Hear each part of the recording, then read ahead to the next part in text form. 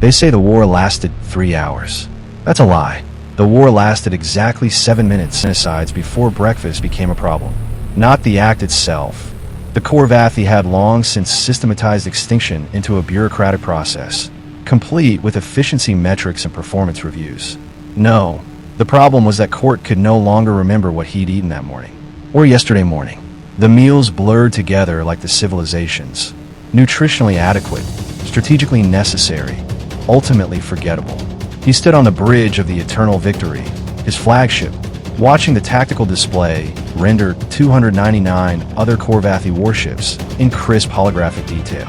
Each icon represented between 2,000 and 5,000 crew members. Each ship carried enough firepower to sterilize a planet. Together, they were the largest armada the Korvathi supremacy had assembled in 47 years. Status, Court said, his mandibles clicking with practiced authority. All ships report combat ready. Admiral, his tactical officer, Ven, replied. Formation holding at 99.7% precision. We are 13 minutes from translation into the Kepler 186 system. 13 minutes until the human colony world of New Taipei became number 15 on a list that Court kept in a lock file he never opened. The list had names like precedent established and territorial clarification, and other phrases that meant the same thing. We were here, now we're here, and whatever was in between no longer exists. The bridge hummed with quiet efficiency. 300 ships moving as one organism, their fusion drives synchronized to the microsecond. The Korvathi didn't believe in chance. They believed in mathematics. And mathematics said that 300 warships versus one frontier colony resulted in 100% probability of compliance or extinction. Court's tactical board showed the intelligence brief he'd memorized 3 days ago. New Taipei, population 47,000, light industrial base, minimal defensive installations, strategic value negligible. The kind of target the Korvathi hit to make a point, not to acquire territory. The point being, you embarrassed us at the negotiation table, so now we demonstrate consequences. Political theater performed with antimatter warheads. 10 minutes, Vin announced. Court felt nothing. He'd felt nothing for the last 6 genocides. Command had sent him to a military psychologist after the 10th campaign, concerned that emotional detachment might impair judgment. The psychologist had concluded that Court was optimally calibrated for his role and recommended no changes. Optimally calibrated, like a targeting computer. Translation in 5 minutes. All ships confirmed jump coordinates. The bridge's lighting shifted to combat blue. Automated systems ran final weapons checks. Court watched icons flicker across his display. Missile tubes loaded, rail cannons charged, shield generators at maximum. 300 ships carrying enough destructive power to crack a continent, all focused on one unremarkable colony that had the misfortune of existing when the supremacy needed to send a message. Translation in 60 seconds. Court's comm officer, a young female named Srel, looked up from her station. Admiral, we're receiving automated broadcasts from the Kepler 186 system. Standard civilian traffic, emergency protocols, navigation beacons. No military chatter detected. As expected, they know we're coming and they know they can't fight. Mark the colony's communication arrays as secondary targets. I want them able to transmit their surrender. Understood, Admiral. Translation in 10 seconds. The bridge fell silent except for the low thrum of the Eternal Victory's fusion cores spinning up to combat power. Court checked his personal sidearm, a ceremonial weapon he'd never fired but always carried. Tradition dictated that an admiral should be armed during first contact. Translation in 3, 2, 1 mark. The universe folded. For exactly 2.7 seconds, the Korvathi extermination fleet existed in a quantum state between locations, their mass redistributed across 11 dimensions, while computers older than most civilizations calculated re-entry vectors. Then space snapped back to normal with a flash of Cherenkov radiation, and 300 warships materialized in the Kepler 186 system like a steel fist closing around a throat.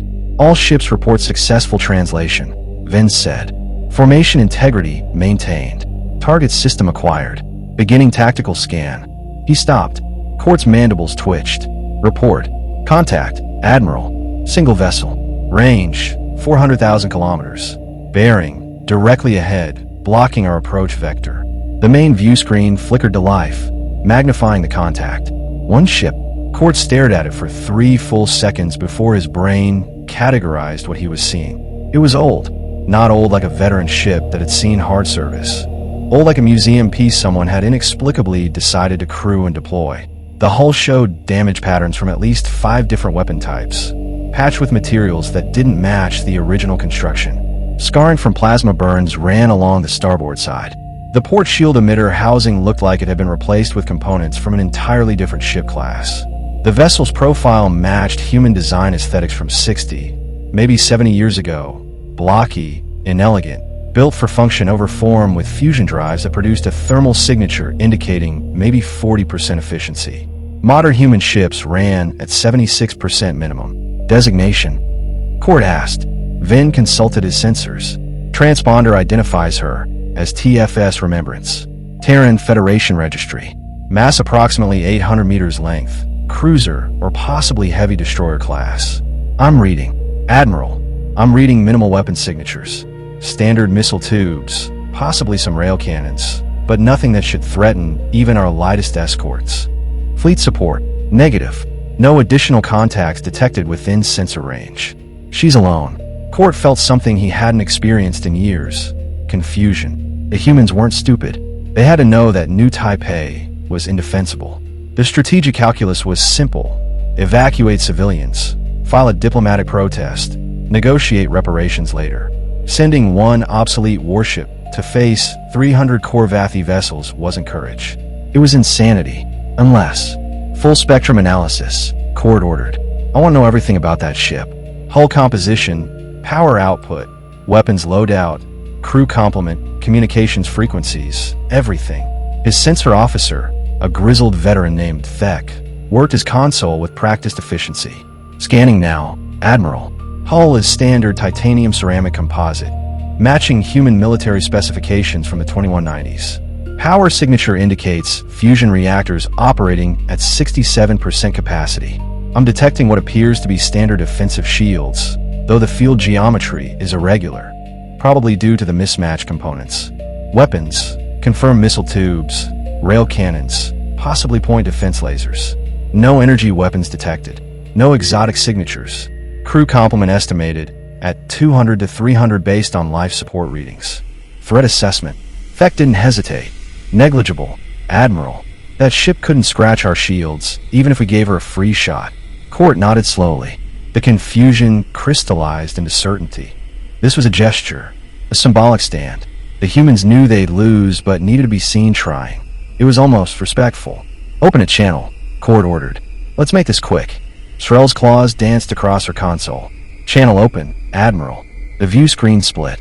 On one side, the ancient human ship hung in the void like a relic from a war museum. On the other, a human face appeared. Male, maybe 50 years old, though humans aged oddly in Court had never quite mastered their biological markers. Asian features. Court thought that was the right term. Gray hair cut short. Simple fleet uniform with minimal rank insignia. 3 silver bars on the collar, indicating Captain, Commander. Human rank structures were unnecessarily complicated. The man's expression was patient, almost serene.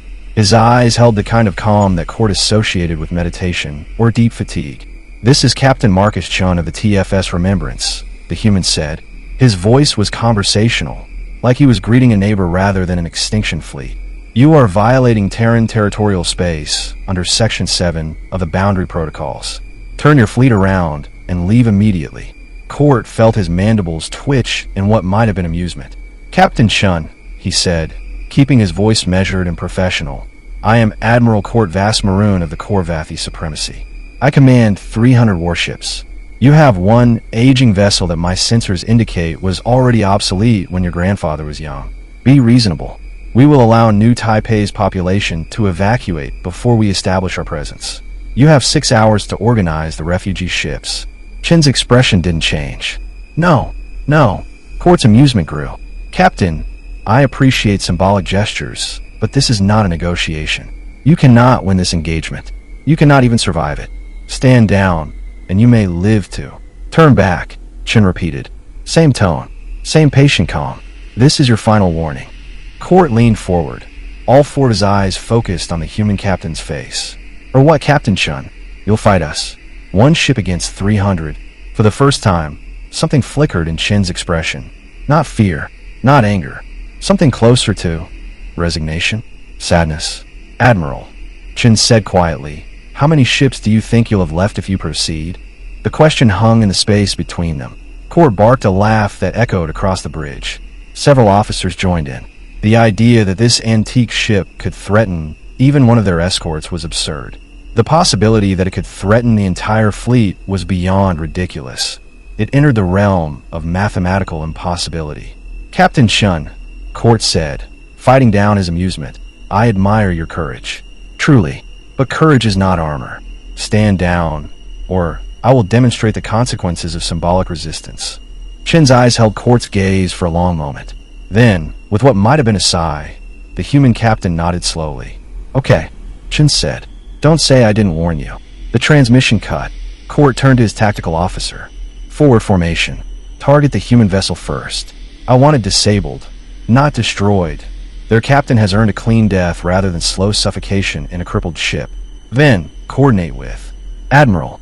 Feck's voice cracked with urgency. "The human ship. It's powering weapons." Court pulled up his tactical display. Expected to see missile locks, rail gun charging sequences, standard engagement protocols for a doomed ship making a final gesture. Instead, his board lit up with warnings he'd never seen before. Electromagnetic pulse generators detected. "Admiral, those power signatures aren't possible. Quantum field disruptors online. That's banned technology. Something else. Multiple somethings. I can't identify them. The energy signatures don't match any known weapons system. Admiral, local physics are changing." Court stared at his display. The remembrance hadn't moved, hadn't maneuvered, just sat there in the void, for 100,000 kilometers away, like a teacher standing before a classroom of particularly slow students. Then it fired. The remembrance didn't fire projectiles. It fired impossibility. The lead core Vathi battleship, Glorious Conquest, pride of their northern fleet, veteran of 8 campaigns, carrier of 5,000 crew, simply stopped. Every system simultaneously failed. Lights died, power disappeared, life support ceased, and then the hull began collapsing inward. Not from explosive decompression, not from structural failure. The ship's atoms were forgetting how to maintain their bonds. Matter compressing into something that should have required a black hole's gravity well, but was happening in normal space, mediated by technology that Court's sensors insisted couldn't exist. Inside Glorious Conquest, 5,000 core Vathi crew members experienced instantaneous entropy acceleration. Their bodies didn't explode or burn or freeze. They unmade. Cells forgot their structure. Molecules released their bonds. Atoms drifted apart like dandelion seeds on a wind that blew through dimensions the core Vathi had never discovered. 3 seconds after firing, the Glorious Conquest was gone. Not destroyed, erased. Reduced to a cloud of component atoms that sparkled in the starlight like industrial waste. Evasive action. Court screamed. "All ships, scatter formation, evasive." Too late. The remembrance wasn't fighting 300 ships the way fleets normally fought, with missiles and beams and kinetic impactors. It was methodically demonstrating technical superiority the way a university professor might demonstrate basic physics to freshmen. Each weapon system activated in sequence, each more impossible than the last. Ships exploded without being hit, their fusion reactors suddenly forgetting the electromagnetic principles that made fusion possible, releasing their energy in millisecond bursts that vaporized everything within a kilometer. Shields failed without being breached, their generators receiving data packets that convinced them their own defense fields were the true threat, causing them to redirect all power into destroying themselves. Crews disappeared without being killed. Entire vessels going dark as something reached into them and simply switched off every biological process simultaneously, leaving ships full of corpses drifting in mathematically perfect formation. And through it all, the remembrance remained still, not maneuvering, not evading return fire, just hanging in space like a monument, demonstrating lessons that the core Vathi fleet was learning far too quickly and far too late. Court watched his tactical display turn into a slaughterhouse. Icons vanishing, telemetry signals cutting out, emergency beacons activating, and then dying as the ships broadcasting them ceased to exist. 43 ships gone in the first minute, 71 in the second. His weapons officers were screaming, firing solutions, but nothing reached the human ship. Missiles detonated prematurely. Their guidance systems fed corrupted data that convinced them they'd already hit their target. Railgun slugs traveled 3/4 of the distance, and then simply stopped, hanging in space like someone had paused the video. Energy weapons. Their most powerful ship killers, capable of burning through planetary shields, been around the Remembrance, as if the ship existed in a space where normal physics were optional. All ships. Court's voice cracked. Full retreat. Maximum speed. Scatter formation.